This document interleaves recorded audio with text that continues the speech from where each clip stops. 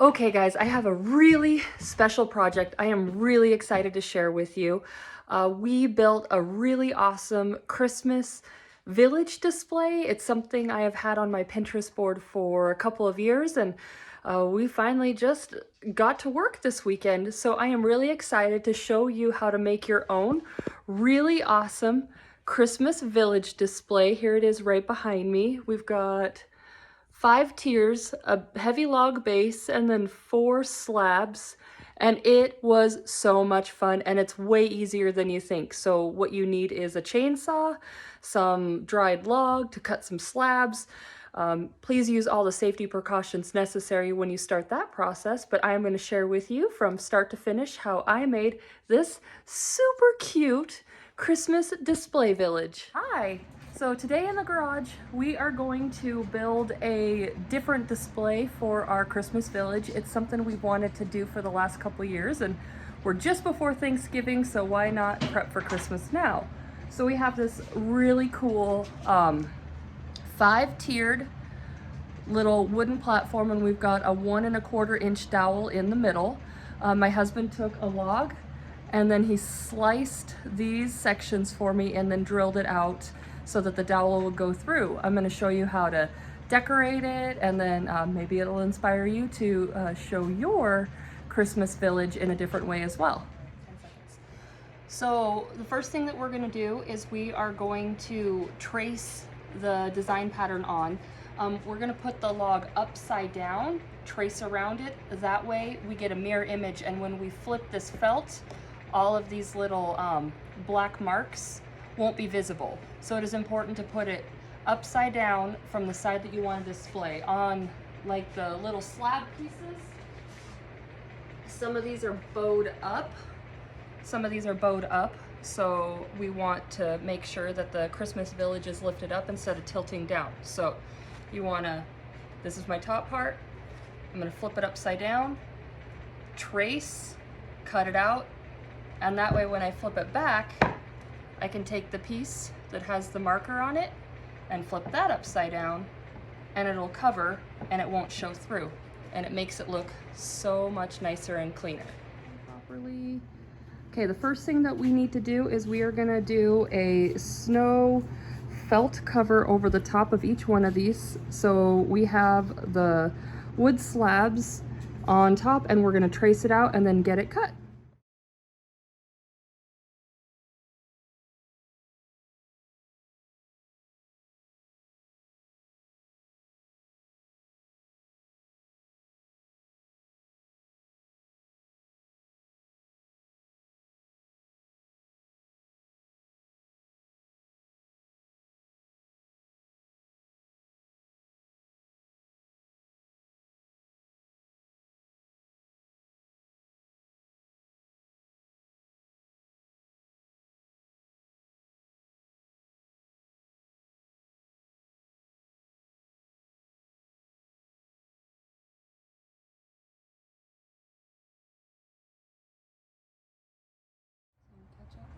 All right, so our next step, now that we have all the felt cut to each one, we are going to take some of this spray adhesive, Gorilla Glue. I do like the Gorilla Glue products. They just do everything you want them to do.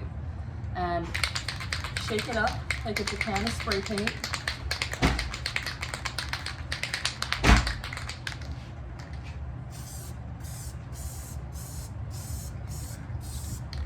So we're gonna spray the base piece. We've got our hole drilled out for our dowel, and then we are also going to spray the back, and remember the back is the side with the marker. I'm going to spray the back with this as well, just a nice even coat like you are spray painting, and then you're going to match up your pattern, stretch it out a little bit so it kind of overhangs, and press it down.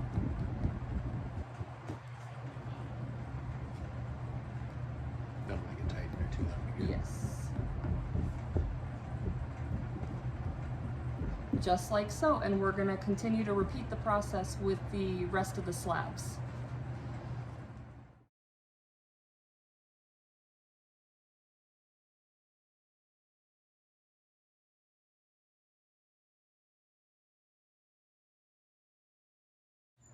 So now that we have the white felt on the each piece of slab, we are going to start assembly and decorating.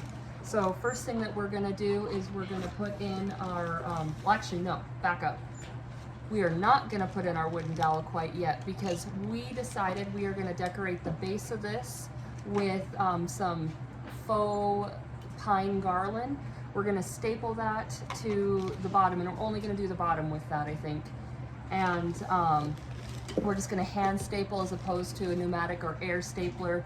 That way we could remove the garland a lot easier should we decide to disassemble it later on, or the garlic gets too dusty, or garland, not garlic. I don't know if you got that, I did. All right, anyway, so here goes the base decoration.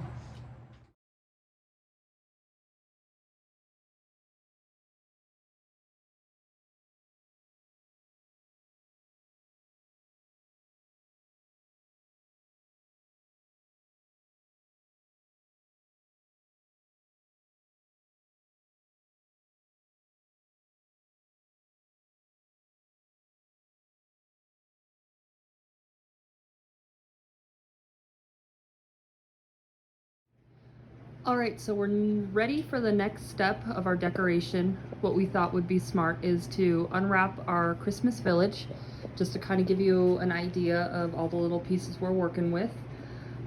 This will let us see how much space we have for decorating on each tier, because we have some fake moss to hopefully give it a little bit of green, and then some tiny little trees that we're going to glue down, but we just want to see where everything's going to fit before we start that. I don't think we're going to use this tall one, that'll be its own, but the rest of this we'll start to place on the tiers and also get an idea of how much balance and weight each one is going to be. So as soon as we have an idea of where everything's going to go, then we will start the decorating process of each slab.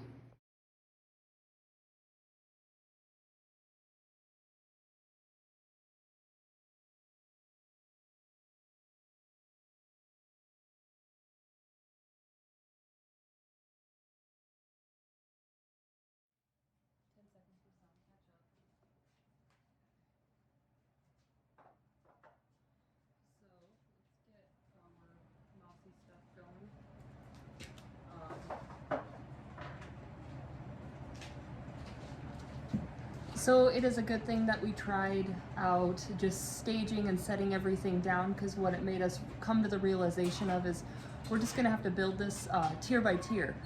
So we're gonna start with our base right here first. We're gonna add some greenery, some moss to make it look, you know, like snow's melting a little bit. Then we'll get our pieces set onto that, put the dowel in, and then we will put the next layer on, build that one. It also tells us how high for these little buildings, how high that the next slab has to go too. So this has kind of drastically altered our plan, but that's why we dry fit, if you will, things as we go. That way we can, you know, we can get it fixed before it comes permanent. Oh, it's okay. Just sound to catch up, sound to catch up. I'm just saying, let me.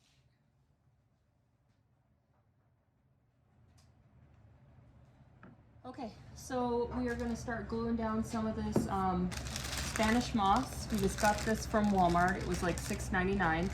So we have green Spanish moss, and then I've had some of this hanging around for a little while. Gives us an array of color. And so we're gonna use a little bit of this, try to mix it up, and then we are going to start gluing it on with a hot glue gun.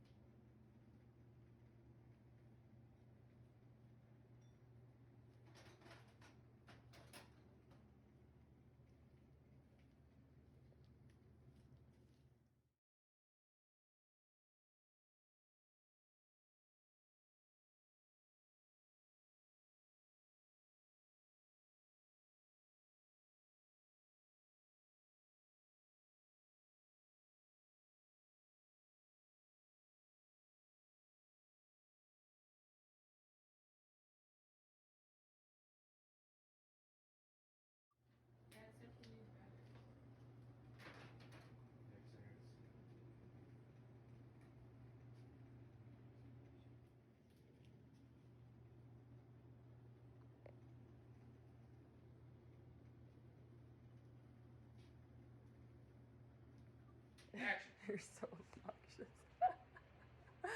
That's all right. We're waiting for the sound to catch up anyway. Action. Oh my goodness. This is turning out way cooler than I thought it would. I mean, it's always nice to kind of see this come to light, and oftentimes it looks better than when, or than what you expect. So we've got each one of the layers done. We've got all the moss added.